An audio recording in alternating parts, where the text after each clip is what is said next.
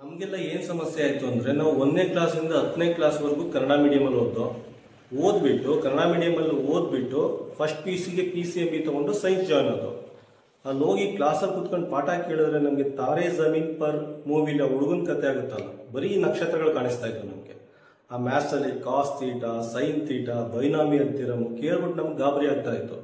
ನಮಗೆಲ್ಲ ಅನಿಸ್ತಾ ಇತ್ತು ನಮಗೆಲ್ಲ ಇದು ಎಜುಕೇಷನ್ ಸಿಸ್ಟಮು ಗಂಟು ಮೂಟೆ ಕಟ್ಕೊಂಡು ಊರು ಹೊರಟೋಗೋದು ಒಳ್ಳೇದು ಅಂತ ಅನಿಸ್ತಾ ಇತ್ತು. ಇದಕ್ಕಿಂತ ಕುರಿತನ ಮೇಯಿಸೋದು ಒಳ್ಳೇದು ಅಂತ ಅನಿಸ್ತಾ ಇತ್ತು ನಮಗೆ. ಆ ಥರ ಅನಿಸ್ತಾ ಇತ್ತು. ಏನಕ್ಕೆ ಅಂದರೆ ನಾವು ಮ್ಯಾಥ್ಸು ಸೈನ್ಸ್ನ ಇಂಗ್ಲೀಷಲ್ಲಿ ಓದಿಲ್ಲ. ನಾವು ಸಡನ್ನಾಗೆ ಮೀನನ್ನ ನೀರಿಂದ ಆಚೆ ತಂದು ಬಿಟ್ಟಾಗ ಏನಾಗುತ್ತೆ ಆ ರೀತಿ ವಿಲ ಒದ್ದಾಡ್ಬಿಡ್ತಾ ಇತ್ತು. ಆ ಸಮಯದಲ್ಲಿ ನಮ್ಮ ಪುಣ್ಯಕ್ಕೆ ಫಿಸಿಕ್ಸ್ ಟೀಚರ್ ದೊಡ್ಡಾಚಾರಿ ಸರ್ ಅಂದ್ಬಿಟ್ಟು ಮಂಡ್ಯದಲ್ಲಿ ಪಾಠ ಮಾಡ್ತಾ ಇದ್ರು. ಅವ್ರ ಹತ್ರ ಅವರು ತುಂಬ ಬ್ಯೂಟಿಫುಲ್ ಆಗಿ ಪಾಠ ಮಾಡ್ತಾ ಇದ್ರು. ಫಿಸಿಕ್ಸ್ನ ಇಂಗ್ಲೀಷಲ್ಲಿ ಬರೀತಾ ಇದ್ರು, ಬೋರ್ಡ್ ಮೇಲೆಲ್ಲ ಇಂಗ್ಲೀಷಲ್ಲೇ ಬರೀತಾ ಇದ್ರು. ಎಕ್ಸ್ಪ್ಲೈನ್ ಮಾಡ್ತಾ ಇರೋದಂತ ಕನ್ನಡದಲ್ಲಿ ತುಂಬ ಬ್ಯೂಟಿಫುಲ್ ಆಗಿ ಎಕ್ಸ್ಪ್ಲೈನ್ ಮಾಡ್ತಾ ಇದ್ರು. ಆ ಪುಣ್ಯಾತ್ಮದಿಂದನೇ ನಾವು PUC ಕಂಪ್ಲೀಟ್ ಮಾಡೋಕ್ಕೆ ಸಾಧ್ಯ ಆಯಿತು. ಇಂಜಿನಿಯರಿಂಗ್ ಮುಗಿಸ್ತು, MTech ಮುಗಿಸ್ತು. MTech ಅಲ್ಲಿ ಯೂನಿವರ್ಸಿಟಿ 3rd ರ್ಯಾಂಕ್ ಬಂತು.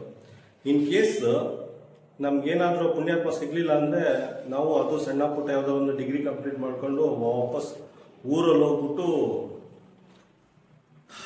ಅಲಿಬೇಕಾಗೋದು, ಕೆಲಸ ಕಾರ್ಯ ಇಲ್ಲದಂತೆ ಸಾಮಾನ್ಯವಾಗಿ ಬದುಕಬೇಕಾಗೋದು. ಆದ್ರಿಂದ ಇದೊಂದು ಸಣ್ಣ ಬದಲಾವಣೆ ಮಾಡಿದ್ರೆ, ಮ್ಯಾಥ್ಸ್ ಮತ್ತು ಸೈನ್ಸ್ನ ಇಂಗ್ಲೀಷಲ್ಲಿ ಪಾಠ ಮಾಡಿದ್ರೆ ನಮ್ಮಂಥ ಗ್ರಾಮೀಣ ಮಕ್ಕಳಿದಾರಲ್ಲ ಕರ್ನಾಟಕದಲ್ಲಿ ಲಕ್ಷಾಂತರ ಮಂದಿ ವಿದ್ಯಾರ್ಥಿಗಳ ಭವಿಷ್ಯ ಉಜ್ವಲ ಆಗುತ್ತೆ. ಯಾರು ಮಧ್ಯಂತರದಲ್ಲಿ ಸ್ಕೂಲ್ ಬಿಟ್ಟೋಗಲ್ಲ, ಸ್ಕೂಲು ಕಾಲೇಜ್ ಬಿಟ್ಟು ಹೋಗಲ್ಲ, ಮತ್ತು ಯಾರು ತಮ್ಮ ಕನಸೇನಿರುತ್ತೆ ಅದನ್ನು ಅರ್ಧಕ್ಕೆ ಬಿಟ್ಟು ಹೋಗಲ್ಲ. ಪ್ರತಿಯೊಬ್ಬರು ಗುರಿ ಸಾಧಿಸ್ಬೋದು. ಇದೊಂದು ಸಣ್ಣ ಬದಲಾವಣೆ ಮಾಡಲೇಬೇಕು ನಾವು. ಧನ್ಯವಾದಗಳು.